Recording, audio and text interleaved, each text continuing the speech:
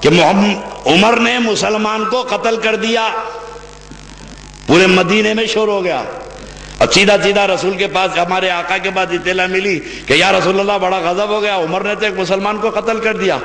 حضور نے کہا میرے عمر کو بلاؤ، میرا عمر کسی مسلمان کو قتل نہیں کر سکتا، میرا عمر کسی مسلمان کو قتل نہیں کر سکتا، عمر کو بلاؤ۔ فرمایا عمر کیا تم نے کسی مسلمان کا قتل کیا؟ بولے یا رسول اللہ ایک نمازی کا قتل کیا، ایک حاجی کا قتل کیا، ایک ہمارے ساتھ رہنے والے کا قتل کیا۔ میں یا رسول اللہ میں نے کسی مسلمان کا قتل نہیں کیا، میرے آقا جو آپ کے فیصلے کو نہ مانے وہ مسلمان ہی کب ہے؟ بولے اپنے باپ پہ کیا تلوار چلاؤں؟ میری غیرت اور میری شفقت پدری مجھے تلوار چلانے سے روک دی بیٹا ہونے کے ناطے۔ تو سیدنا صدیق اکبر نے کھانا چھوڑا اور بڑے جلال سے کہنے لگے کہ بیٹے وہ تیرا کفر تھا جو تو نے تلوار نہیں چلایا، اگر تو میری تلوار کے سامنے آتا تو میں یہ نہیں دیکھتا کہ میرا بیٹا کھڑا ہے، میں تو یہ دیکھتا کہ میرے نبی کا گستاخ کھڑا ہے۔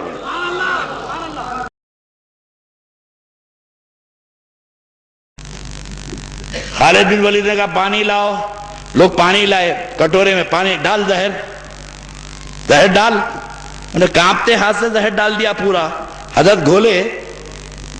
خالد بن ولید رضی اللہ تعالیٰ عنہ اس کے بعد کہا بسم اللہ الذی لا یضر مع اسمہ شیء فی الارض ولا فی السماء وہو السمیع العلیم، اللہ کا نام لیے پی گئے ہوئے۔ اب پی کے جب بات چیت کر رہے تھے اس سے تو 5-10 منٹ، آدھا گھنٹہ، گھنٹہ بھر دیکھتا رہا، انہیں دیکھ کے بھاگا، بھاگ کے بادشاہ سے بولا کس سے لڑ رہی؟ ارے کس سے لڑ رہی؟ ارے 70,000 آدمیوں کے ہاتھ سے جو زہر دیے تھے اکیلے پی گیا۔ بولے یہ قوم کا تم کچھ نہیں بگاڑ سکتے، یہ جس طرف گزریں گے فتح کے جھنڈے گاڑتے چلے جائیں گے۔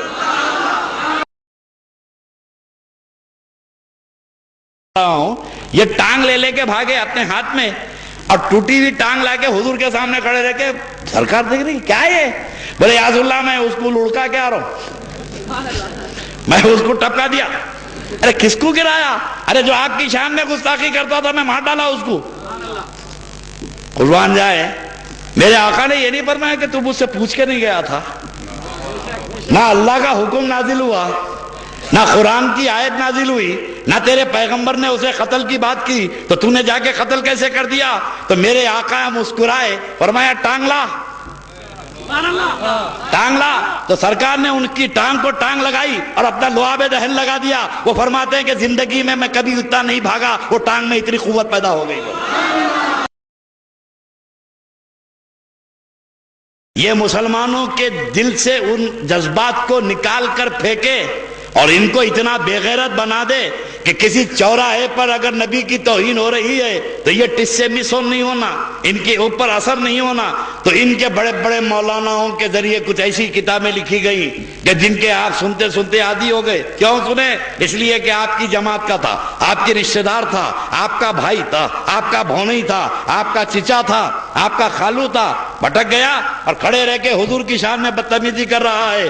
آپ نے برادری کا خیال کیا، آپ نے رشتے کا خیال کیا۔ ارے نادانو، اسلام رشتہ داری کا مذہب نہیں ہے، اسلام وفاداری کا مذہب ہے۔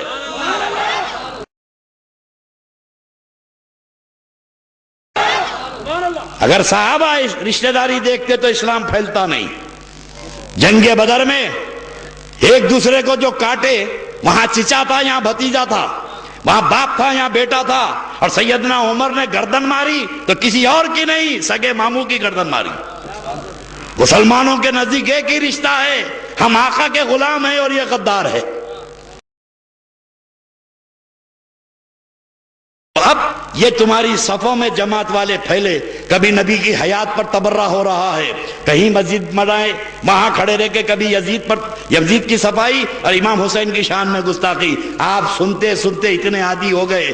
یہ ماحول ان کا بنایا ہوا نہیں ہے، ان کو یہودیوں نے، عیسائیوں نے پیسہ دیا کہ تم رات دن پیغمبر کے خلاف اتنا بولو کہ لوگ رشتہ داری کا خیال کر کے جب خاموش ہو جائیں گے، جب تم اس کے عادی ہو جائیں گے تو ہم کارٹون بنا کر تمہارے پیغمبر کا مذاق اڑائیں گے۔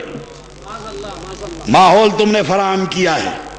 اگر ان بدماشوں کی گردن میں ہاتھ ڈال کر ان کی زبانیں کھینچ لیتے، یہ بدتمیز جو کبھی سلام کا مذاق اڑاتے ہیں، کبھی نبی کی نیاز کا مذاق اڑاتے ہیں، اگر تمہارے ہاتھ ان کے گریبان تک پہنچ جاتے تو کسی یہود و نصارہ کی ہمت نہیں تھی کہ آقا کی وہ توہین کرتا۔